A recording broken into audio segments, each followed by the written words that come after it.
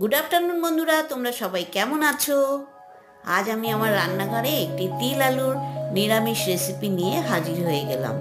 প্রথমে ছোট ছোট আকারের কয়েকটা আলু নিয়ে প্রেসারে সিটি দিয়ে বয়েল করে একটা পাত্রে রেডি করে রাখলাম। এবার সাদা তিল বেশ কিছুটা নিলাম আর নারকেল কুড়োনো নিলাম, নিয়ে কড়াইয়ে কোনো রকম তেল ছাড়া সেটাকে ফ্রাই করে মিক্সিতে ডাস্ট করে রেডি করে রাখলাম। আর রেডি করলাম কাঁচা লঙ্কা পেস্ট। এবার কড়াইয়ে ঘি দিলাম, দিয়ে তাতে 5 ফোড়ন দিয়ে দিলাম।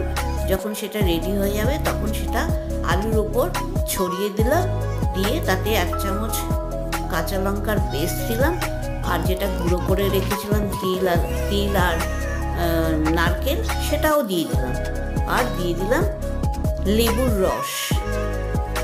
ধনেপাতা দিয়ে নামিয়ে ফেললাম তিল আলুর রেসিপি।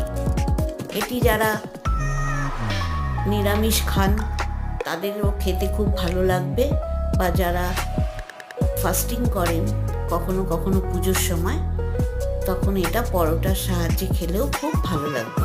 আশা করি আপনাদের ভালো লাগলো। Thank you.